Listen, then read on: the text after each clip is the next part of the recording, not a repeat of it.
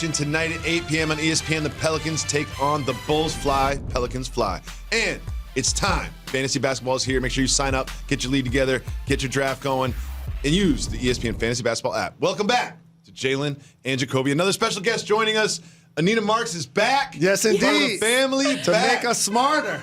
And we start in Dallas with the Cowboys. Remember Get when your they were checkbooks 3-0? We were talking about how Dak Prescott, the price keeps going up, and the Cowboys are one of the best teams in the NFC. And then the Saints happened, and then the Packers happened, and now there's question marks. What do you feel about Dak Prescott and Jerry Jones's comments about his contract? Well, here's the thing. There's a reason why the Dallas Cowboys haven't played Dak Prescott yet, right? Mm-hmm. And very interesting stat for you.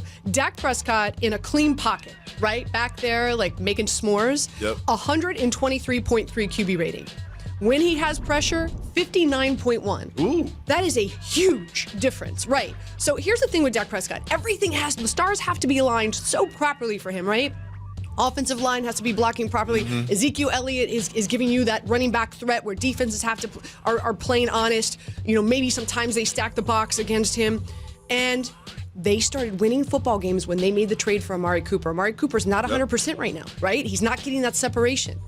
So, Dak Prescott's not one of these quarterbacks that when things aren't like perfect for him, he's still going to win football games for you. So I understand why the Dallas Cowboys are hesitant in regard to paying him like $40 million a year, right? He's not that kind of Aaron Rodgers quarterback. He's not that Russell Wilson. You don't believe he's worthy of the money? You take a look at the highest paid quarterbacks in the league, right? And you take a look at the list. Like, do you think Dak belongs, not financially, but belongs amongst these players in terms of talent?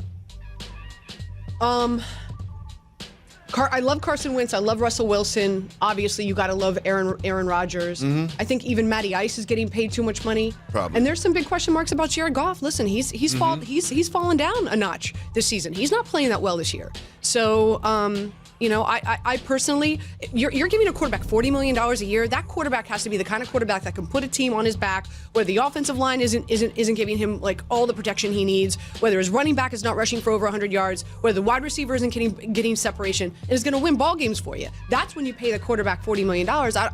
I'm not saying don't pay Dak, but I don't think he's worth $40 million. So Washington drafted a quarterback in the first round, Dwayne Haskins. They sure did. And his coach just got fired. Jay Gruden. I feel like he's not being put in a position to be successful. What is your take on what's happening with their team and their quarterback situation? He absolutely is not being put in a position to be successful. And there's some speculation, there's some reports out there that Jay Gruden did not want Bruce Allen and Dan Snyder to draft Dwayne Haskins. Mm-hmm. Let's compare him to what's going on with Baltimore with Lamar Jackson. Baltimore Ravens last year, they trade up into the first round, they get Lamar Jackson. They have created a system that fits Lamar Jackson's scheme set, like what he brings to the table. On top of that, they're working with Oklahoma. They're using Oklahoma as a farm system. Mark Andrews, their tight end. Justice Hill, who we haven't even seen yet, running back. The kid is he's like a video machine. Two starting offensive linemen. They drafted them from Oklahoma, so they're using that Oklahoma offensive system, and it's what best suits what Lamar Jackson can bring to the table. Poor Dwayne Haskins. He comes in, he gets drafted from Ohio State, and he gets thrown into the Gruden system. And it's not just Jay, it's John as well. And everybody's talking about he's not smart enough. That's not it. It's not about him being smart enough. A normal, when you start playing football, a normal call is like I formation, pro right, 32 dive. Okay, now you can visualize what that is, right? Yep. Running backs are in an I formation, your tight end's on your right side, and your fullback is giving you a hole through the two hole, right? Okay. Here's some verbiage from the Gruden system. 58 Delta Zebra choice. 200 Jet Smoke X choice. West right slot. 15 boom. Spider Banana 2. Listen. It's overwhelming. Listen, I graduated cum laude, like at University of I'd be like, what? Huh? What? Wait a minute, time out. This isn't about Dwayne Haskins not being intelligent enough. This is the Gruden system. It's very, very difficult. In fact, I worked with Chris Sims, who's now on NBC. I worked with him at Bleacher Report, and he even said he had a difficult time when he played for Gruden in Tampa. A very difficult time digesting it and being able to communicate it in the huddle. So it's just, for Haskins, it's a matter of, unfortunately, he's been dealt a bad hand. He wasn't drafted by a team that's going to really bring him in and give him what he needs. Well, right now, you are going to join us in the Degenerate Fan Corner. Let's get it. Let's do it.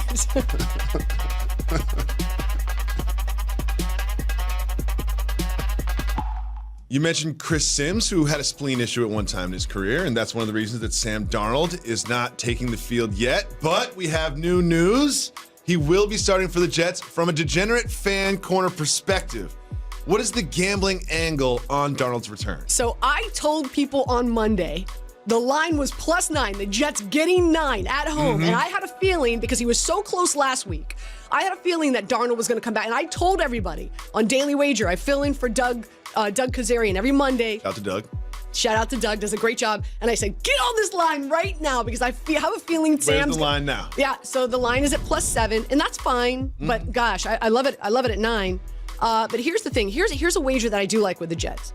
Over under 5.5 wins on the season so far. Oh, let's take a look at what that season looks like coming up. Because I don't know if they beat the Cowboys this week, okay? And then they have the Patriots. But how about this? At Jacksonville, at the Dolphins, against the Giants, at Washington, against Oakland. I know Oakland's been surprising some people. They definitely threw a wrench in my game plan last week when they beat the Bears. Yes. At Cincinnati, and then the Dolphins again. That's 7 very winnable games. So you know what? I'm going to put some coin on the Jets over 5.5 wins on the season with Sam Darnold back. And here's another thing for you. They get tight end Chris Herndon back. Last year, 38 targets, 21 receptions, 380 yards, and 4 touchdowns. He didn't even play an entire season. And he's a monster at the tight end position. Basically I'm going to have to trade Hunter Henry and pick him up. You're basically gambling for them to go 500 in the last 12 games, basically. Yeah, I mean, with Sam Darnold, before Sam Darnold came down with mono, Adam Gase, he was just, he was oozing. Talk about, we heard Dave Gettleman come out and say the minute he laid eyes on Daniel Jones, it was love at first sight, right? Yeah. Like, that's what, like, prior to the season, this is how Adam Gase was with Sam Darnold. Best quarterback he's probably worked with, definitely better than Tannehill. But yeah, I'm going over 5.5 wins. So I need to ask some really important information that a lot of our degenerate fans need to know. Okay. Where should they be placing their money in the NFL this weekend? If they live in states where that's legal. Right. If they happen to live in states where that's legal. Right, because that's an important little key there. Yeah, okay, so first and foremost, Thursday night, the Patriots, they're going up against the Giants. The spread right now is 16.5. The Giants more than likely not going to have Saquon Barkley, do not have Sterling Shepard because of the concussion, more than likely is not going to have Evan Ingram, and the weather conditions are supposed to be horrific.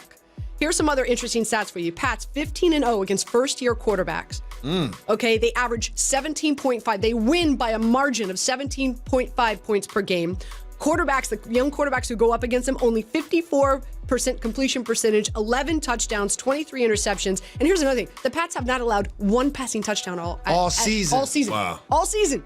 So, That's it's just, nice I'm sorry, bet. I am all over this. This should be minus 21.5. Right now it's at 16.5. I'm all over it. Here's a nugget for you.